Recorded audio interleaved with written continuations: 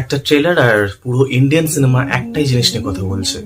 At last রামায়ণের official trailer চলে এসেছে, কিন্তু কোয়েশ্চেন হলো এটা কি সত্যি এই বছরের ইন্ডিয়ান সিনেমার বিগেস্ট সিনেম্যাটিক ইভেন্ট হতে চলেছে, নাকি হাইপের মধ্যে আমরা কিছু ফ্লস ইগনোর করে যাচ্ছি।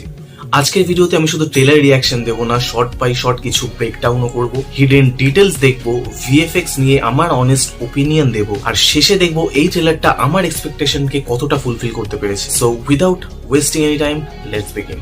ট্রেলার শুরু হওয়ার প্রথম থেকেই বোঝা যায় এই ট্রেলারটা কার ওপর বেশি ফোকাস করেছে।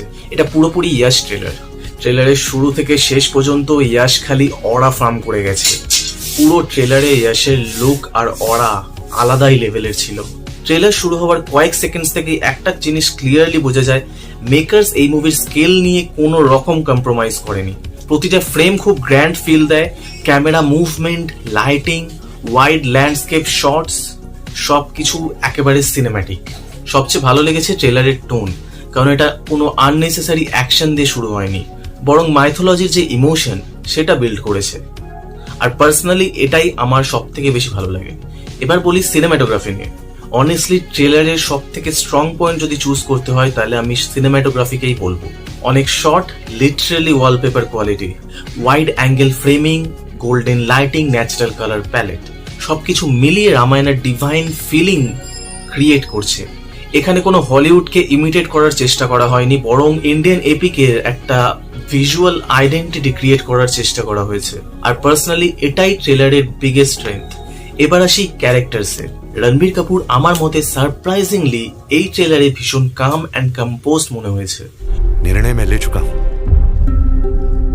एक पुत्र होने के नाते अपने पिता के वचन का पालन करना मेरा कर्तव्य है। तुम्हारे लिए 14 वर्ष का वनवास। ওভার অ্যাক্টিং নেই, ক্যারেক্টারের ডিগনিটি মেনটেন করেছে। সাই পল্লবী অ্যাজ মা সীতা স্ক্রিন প্রেজেন্স খুবই কম, কিন্তু যে সিম্পলিসিটি উনি মা সীতা হিসাবে প্রেজেন্ট করেছেন সেটা ক্যারেক্টারটাকে ভীষণ বিলিভেবল বানাচ্ছে।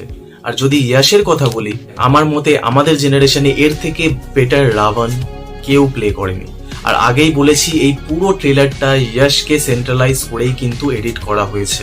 প্রথমে ভেবেছিলাম হয়তো ইয়াশের ক্যারেক্টারটা এই মুভিতে বেশি থাকবে না, হয়তো এন্ডে গিয়ে সীতাহরণের সময় সে আসবে, কিন্তু ট্রেলারটা দেখার পর মনে হচ্ছে শুধু ওই সিনটার জন্যই নয়, রাবণ কিভাবে লঙ্কা অ্যাকোয়ার করলো, কিভাবে এত বড় একটা থ্রেট হয়ে গেল হিউম্যানিটির কাছে, সেই পুরো স্টোরি এই মুভি কভার করবে। সত্যি বলছি, ট্রেলারে ইয়াশের রাবণের যে কটা সিন আছে প্রতিটা সিন জাস্ট অসম।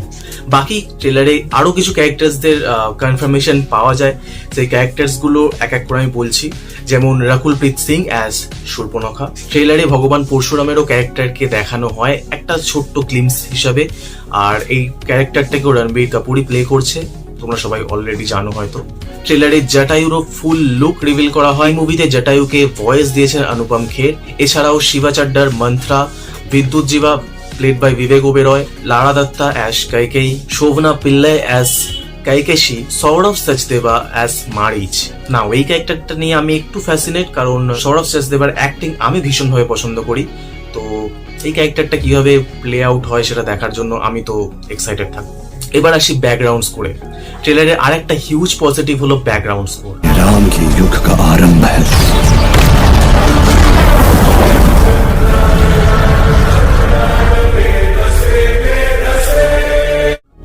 AR Rahman plus Hans Zimmer, literally goosebumps. Music প্রতিটা ইমোশন খুব ভালোভাবে ক্যারি করেছে। অনেক ট্রেলারে মিউজিক ভীষণ লাউড হয়, কিন্তু এখানে মিউজিক স্টোরিকে সার্ভ করেছে। আর ক্লাইম্যাক্স বিল্ড আপ পার্সোনালি আমার ভীষণ ভালো লেগেছে। এখন আসি সবচেয়ে কন্ট্রোভার্সিয়াল টপিক নিয়ে, মুভির ভিএফএক্স। অনেকে বলছে ট্রেলার পারফেক্ট, আবার কিছু জন বলছে যে ভিএফএক্স ডিসঅ্যাপয়েন্টিং।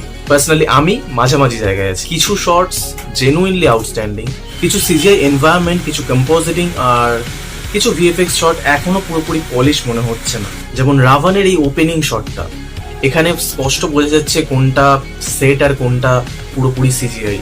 এছাড়াও জঙ্গলের যে শটগুলো আছে সেগুলো একদমই রিয়েল ফিল হচ্ছে না।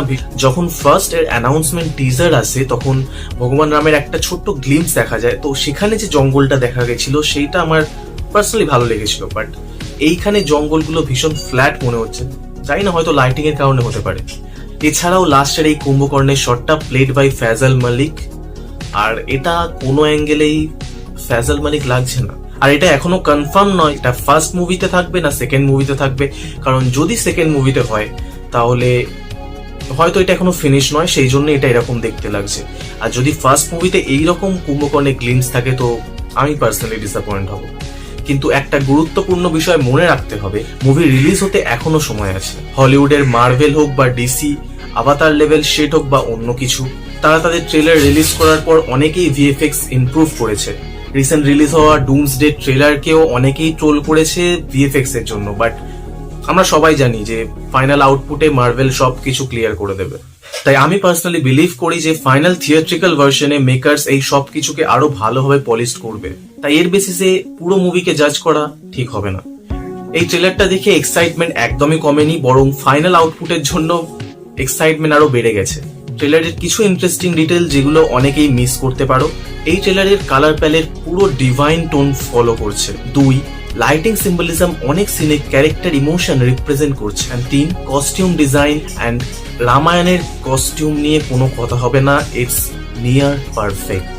4, ক্যামেরা ফ্রেমিং অনেক সিনে পেন্টিং এর মতন ফিল দেয়। এই ছোট ছোট ডিটেল গুলোই ট্রেলারটাকে একটা প্রিমিয়াম ট্রেলার বানাচ্ছে। আর বাকি রইলো শর্ট বাই শর্ট ব্রেকডাউন, তো তার জন্য আমি আলাদা ভিডিও প্ল্যান করছি, তো তার জন্য চ্যানেলটাকে সাবস্ক্রাইব করতে হবে। তো ফাইনালি ওভারঅল আমার honest opinion, Ramayana trailer definitely impressive.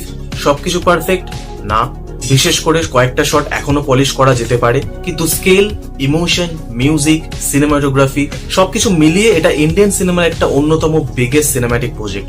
আর যদি মেকার্স এর ভিএফএক্স আরো ইমপ্রুভ করতে পারে তাহলে এটা সত্যি ইন্ডিয়ান সিনেমার পক্ষে বা ওয়ার্ল্ড সিনেমার পক্ষে ভিজুয়ালি ফিনোমিনাল এক্সপিরিয়েন্স হতে চলেছে। এবার তোমাদের ওপিনিয়ন জানাও, ট্রেলার দেখে তোমাদের সব থেকে বেশি কি ভালো লেগেছে আর কোন জিনিসটা এখনো ইমপ্রুভ হওয়ার দরকার বলে মনে হয়েছে। সিনেমা নিয়ে হাইপ অনেক হয়, কিন্তু এই চ্যানেলে হাইপ নয়, অনেস্ট ডিসকাশন হয়। তাই তোমার ওপিনিয়ন আমাকে কমেন্ট করে জানিও, আমি সব কমেন্ট পড়ি। ভিডিও ভালো লাগলে একটা লাইক করো, চ্যানেল সাবস্ক্রাইব করতে ভুলো না। দেখা হচ্ছে নেক্সট ভিডিওতে, আনটিল দেন টেক কেয়ার।